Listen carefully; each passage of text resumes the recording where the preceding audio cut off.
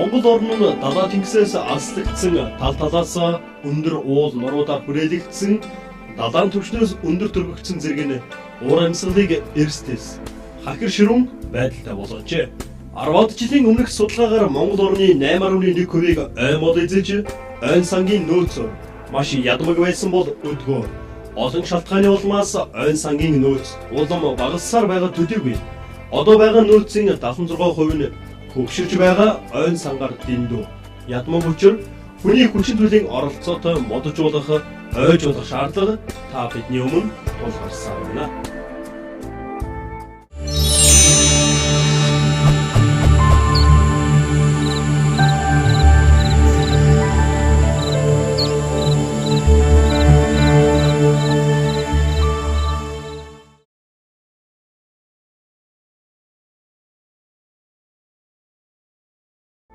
Хүн төрлөختөн байгалийн баялагийг зохисгүй нөөцийг нь замраагүй хэрэглэж байгаагийн улмаас Монгол улсад төдийгүй дайны дэлхийн хэмжээнд цаг үеийн эрчимтэй өөрчлөлт явагдаж байна. Үүний улмаас газрын хөрсний үржилшин дороотож умардаас өрнөд рүү чиглэлтэй жилийн 7.2 км-ийн дундаж хур цөлжилт нүүн альсвэ. Цөлжилт орчны дороотлыг хамгийн ихээр сааруулах хүчин зүйлсийн нэг нь яах аргагүй мод тарих ойжуулалтын ажлыг эрчимжүүлэх явдал гэдгийг олон эрдэмтэн судлаачид дурдсаар байна. Модоо охлуулсан газарт хөрсний уус шингээх чадвар 65-аас 75%, хөрсний язмаг 9-өөс 30%-аар тус буурч, хөрсний тогтворжилт 15-аас 50 дахин багасдаг учраас хөрс элэгдэн эвдэрч, үржил шимээ алдаж, цөлжилт эрчимдээ явагдах гол нуурууд ширэгдэг байна. Өнгөрсөн хугацаанд мянгаар ширгэсэн гол нуурууд хэдэн зугаа талбайгаар төмөрт шатаж олборлолтын золиос болж огтлуулсан ой модыг эргэн сан. Мод ус хоёр бие биенээ нөхөн төлжүүлдэг гайхамшигтай зохицол юм. Модыг их хэмжээгээр тарснаар ширгээж татарсан гол нууруудыг сэргээх, түүнээс гадна чиглэг уур амьсгалыг бүрдүүлэх. Мод үндсээр хөрсний усыг тогтоон барьж, навч шилмүүсээр усыг агаарт ууршуулан уур амьсгалыг зөөлрүүлэхийн зэрэгцээ. Хурц нарыг газрын гадаргад шууд тусгаас хөрсийг хамгаалж чийг хоригдлогдох нөхцөлийг бүрдүүлж, ургамал амьтдад төдийгүй хүн төрлөختний амьдрах таатай орчин бүрдүүлэн мөнх цэвдгийг тогтоон барьж, дэлхийн нийтэд тулгамдаад байгаа хүлэмжийнхийг шингээх чадвартай зэрэгцээ хүрээлэн буу орчинд юутай ч зүрлэшгүй олон талын эерэг нөлөө үзүүлдэг гайхамшигт ургамал юм а. Тухайлбал мод ургамал нь агаарын чигшлийг 4-өөс 7% хэсгэж, нарны хэд төлөлтийг 10-аас 15% бууруулдаг. Ой мод түүний үлрэлд орчныхоо шороо тоосны 50%-ийг, өвлийн үлрэлд 37%-ийг өөртөө шингээж агаарын чигийг 15-аас 20% ихсэн.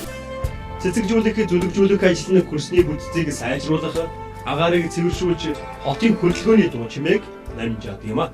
Нэг га навчид ой 3 кг, шилмөөст 10-аас 15 кг, ардсан ой 30 кг, тетонцид буюу өвчин үүсгэгч нянгийн эсрэг үйлчилгээтэй бодисыг ялгаруулдаг. Модны навч нүүрс хүчлийг шингээж ангижирсан хүчил төрөгчийг ялгаруулдаг. Нэг га ойн талбай нэг цагийн дотор ойролцоогоор 8 кг буюу 200 хүний ялгаруулсан нүүрс хүчлийг шингээ.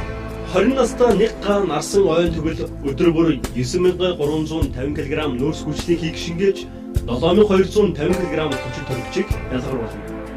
Хүчил төрөгчийг агаарт хамгийн их нийлүүлдэг нь улаагаас улаангар бөгөөд нэг га гацууран ойртой харьцуулахад 40 дахин их хүчил төрөгчийг агаарт үйлдвэрлэнэ. Ганцхан ширхэг мод жилд 120 гаруй кг нүүрс төрөгчийг шингээн авч 104 кг хүчил төрөгч үйлдвэрлэдэг хэмээдэг. Энэ бол 4 хүнтэй нэг ам бүлийн бүтэн жил амьсгалахад хангалттай цэвэр агаар юм. Түүнчлэн залуу эрүүл нэг мод 10 өрөөтэй тэнцэх хэмжээний танхимыг өдөр 20 цаг сэрүүн цэнгэг байлгах шийдтэй ажээ. Навчид модны титэм дуу шуугааны 26%-ийг шингээж 74%-ийг ойлгож сарниулна.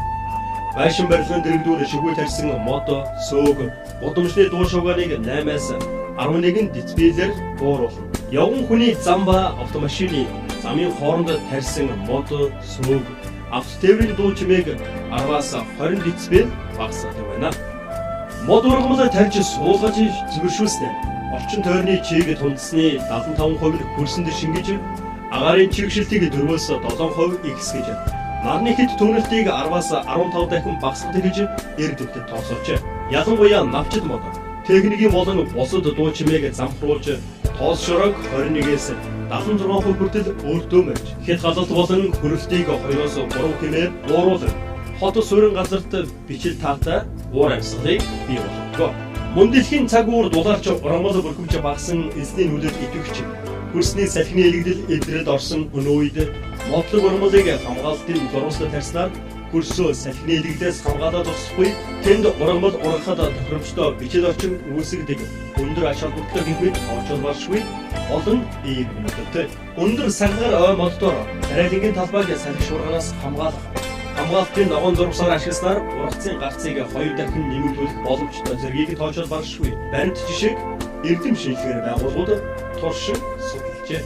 Мод тарихад чухал ач холбогдолтой дэлхийн нийтээр бүлээн зөвшөөрч байгаль цаг уурын нөхцлөөс үл шалтгаалan цөлдсөн нутгийг нүхэн сэргээж байгалийн тэнцвэрийг хадгалах өндөр хөгжилтэй хотуудын амралт зугаалга амархан нөхцөлийг сайжруулах болон оюун чимэглэлийн зорилтоор нарийн ур хийц бүхий ландшафтын хэмжээнд мод сөөгийг ургуулan үзэсгэлэнт сайхан цэцэрлэгт хүрээлэнгүүдийг байгуулж дэлхийн хэмжээнд алдаршиж түүгээрээ аялал жуулчлалыг хөгжүүлсэн байдаг. Ер нь мод бутыг хүмүүс амьдрах буй орчин нөхцлөө сайжруулан хот суурин газраа чимж агаар мандлаа хариуцсан цэнгийг байлгах дуу чимээ салхиар дамжин эрэх тоос шорог багасгах салхи шуурганаас нүмерлөөхөө сэрүүн сүүдэр үр жимс цэцэг навч модлогийг ашиглах зорилгоор ихэвчлэн тармилжуулж байгаа хэдий боловч сүүлийн үед хурдцтай дороотож байгаль дэлхийг нөхөд сэргээх эрчимтэй цөржилтийг саруулахын тулд мод тарьж үржүүлэх ой шугай ногоон төгөл байгуулахаа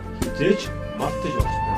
Мод тарихын тулд юун дөрөнд тухайн бүс бүслүүрийн байгаль цаг уурын нөхцөл онцлог тохирсон мод бот сөөгийг тармилжуулах нь нэн чухал. Энэ бүгдийг дараагийн дугаарт танилцуулъя.